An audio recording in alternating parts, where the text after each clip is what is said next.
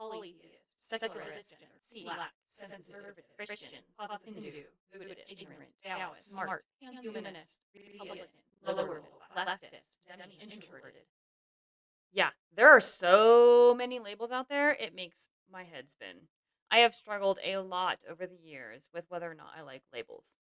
Sometimes it's difficult to determine whether or not one applies to me. Do I have to adopt a label if it does apply to me? And what are the pros and cons of adopting a label? What if I don't want to accept it? What if someone else is assigning that label to me? Do I want to take on that label? Do I have to? As you may have guessed, my topic today is labels. But before you sit back and get too comfy, don't forget to hit that like and subscribe button. Okay, cue intro.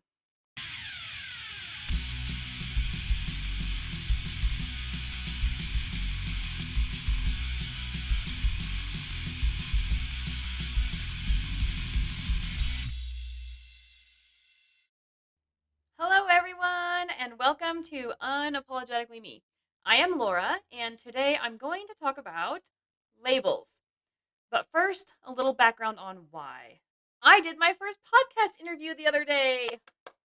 It was on a podcast called Elmo's World, where Elmo interviews people from different walks of life to find out what their philosophies are and to challenge them and discuss with them all their beliefs. So, during the interview, as he was asking questions, I picked up on three very common themes: atheism, agnosticism, and humanism. During the podcast, I didn't really pick up on why. Why did he go from asking me about atheism to backing up and then asking me about agnosticism specifically? Agnosticism. Why that topic?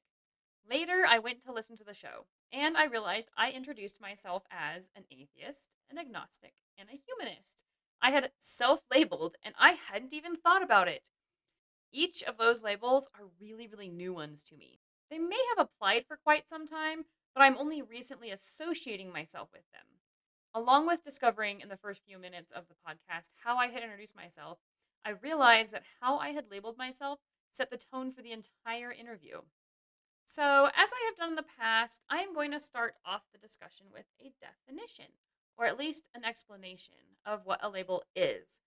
A label is a term that we apply to ourselves and to others that is designed to give information about the individual, defining a feature, a characteristic, an attitude, etc., etc., etc. Labels are used in groups, societies, and cultures to help us quickly identify certain features and gain quick knowledge about a person with less of a need for explanation.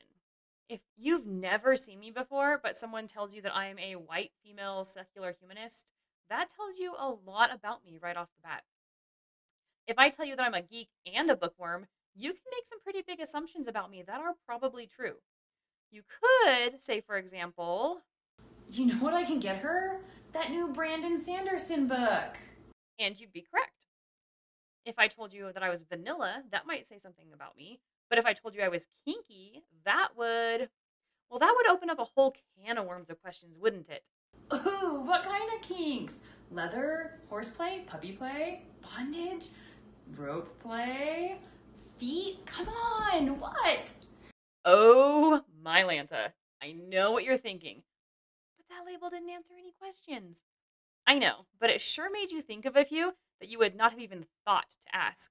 And it might even keep you wondering. Okay, so I'm sure what you really need right now is a palate cleanser. So think about a label that applies to you. Maybe it's a religious label, or political, or social. Maybe it's connected to how you look, where you come from, how you feel. Maybe it's a label designed to explain an internal condition. Who gave you that label? Was it you, or was it someone else? How do you feel about that label? How do you associate with it? Does it make you feel all warm and fuzzy, apprehensive, angry? Have you ever switched from one label to another? I have had so many different labels in my life that I have lost track. But here are just a few. Growing up, I would have called myself a Republican. Nay, I would have called myself a conservative Republican. I thought right wing meant right, like correct. I gave myself that label, or so I thought, and proudly. If asked about my religion, I would have said at that time that I was agnostic. I was given other labels too: ginger, freckle face, tomboy, goody two shoes, masculine, feminine. Outgoing, shy, geek, and nerd, which, like any balanced diet, was rounded out with dork. I didn't choose these labels, they were all chosen for me, assigned to me by my peers. Sometimes I loved them, sometimes I hated them, oftentimes I was ambivalent to them.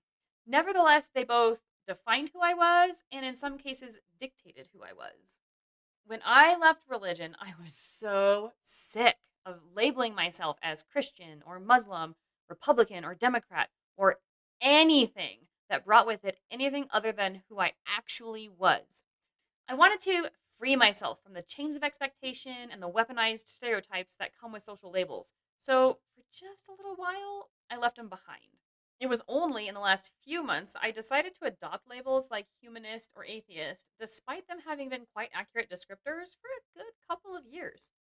Okay, so far I've been pretty ambiguous about whether or not labels are bad or good.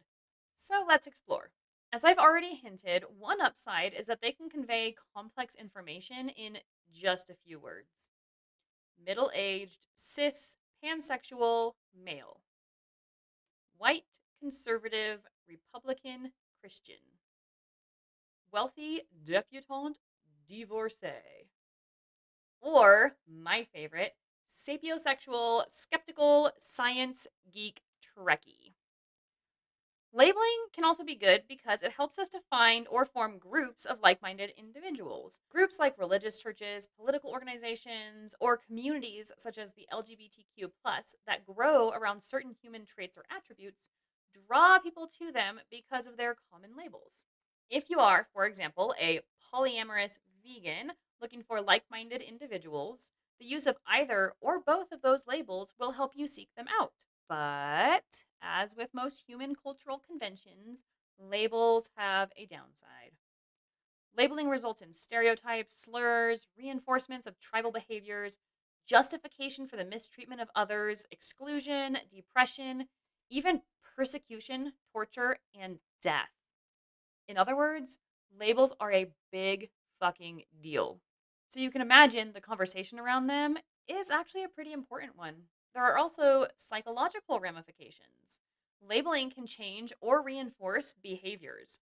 According to labeling theory, when an individual is given a label, they begin to take on the characteristics that are associated with it. Wait, how is this a bad thing? Well, consider labels like stupid, worthless, careless, troublemaker, loser, wimp, dumbass, deviant. Wait, let's stop right there with deviant. Studies done on labeling theory have shown that labeling someone as a deviant or a criminal will increase the behaviors that are associated with those labels. This social labeling theory was played out in a remarkable way in an elementary classroom in 1968 when Jane Elliot sought to teach her children about discrimination. She gave all the blue eyed children labels such as smart, neat, and nice, and all the brown eyed children opposing labels and had them wear collars around their neck. The next day, the roles were reversed. Those very same days, the children who once got along and judged each other at least a little more fairly began acting out their roles and treating each other with different behaviors according to each eye color. What's even more shocking, the ones who were told they were smart made better grades on their tests, while the ones who were told they were stupid did worse. In 2 days. In other words, they embraced the labels instantly.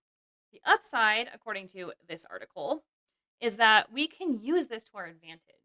Labeling yourself a strong, successful businesswoman increases the likelihood of you taking on the behavior of one and therefore becoming one. Think of it as like a circular, self fulfilling prophecy. It's also a really useful tool to get someone from where they are to where they want to be. Okay, so labels can be good, bad, or ugly. How do we know when we should or shouldn't adopt a label?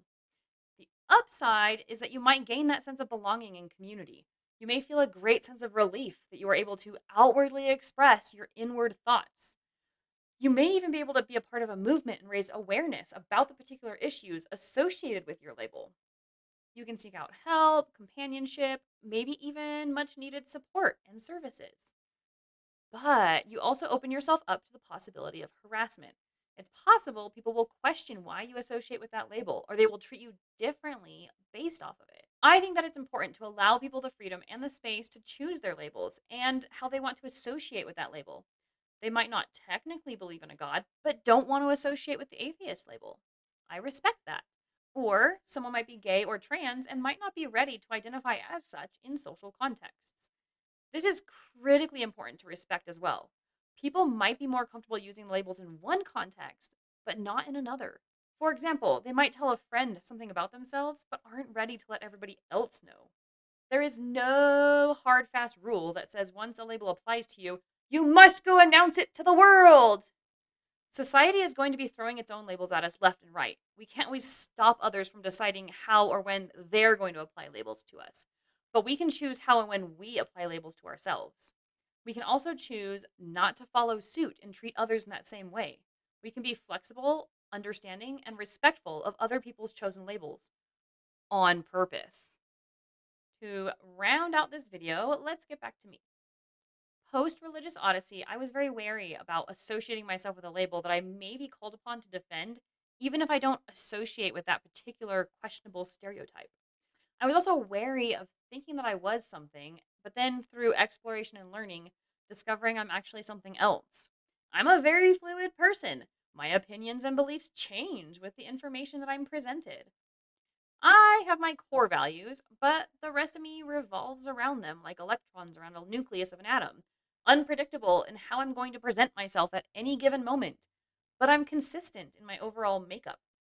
I was tired of tucking my tail between my legs and saying, whoops, changed my mind again. Sorry. Now I'm this. As long as I didn't settle on any label, I really had nothing to worry about. I could explore beliefs, philosophies, and sciences on a whim, learning about Buddhism, for example, without becoming a Buddhist. But nevertheless, I found myself naturally gravitating towards several labels as I learned more and more about them and began to associate myself with the corresponding groups. So I found a purpose in using labels after all. And for now, I'm okay with that. I had identified myself as humanist, but I have since learned that there are so many more ist labels out there that resonate with me, at least in bits and pieces. So who knows how I will choose to identify myself down the road. For now, what is important to me is how I approach the world, how I treat others, how I choose to live my life. What matters to me is how I understand a given label, or being aware of how I label others, and respecting labels that people give themselves and how they want to use them. So, hey, what are your opinions on labels? What are your experiences with them? Leave your 2 cents in the comment section below. Until next time, remember to ask questions, stay curious, and challenge your beliefs. Truth stands up to scrutiny, and changing your mind doesn't make you a bad person. Thanks for watching. Bye.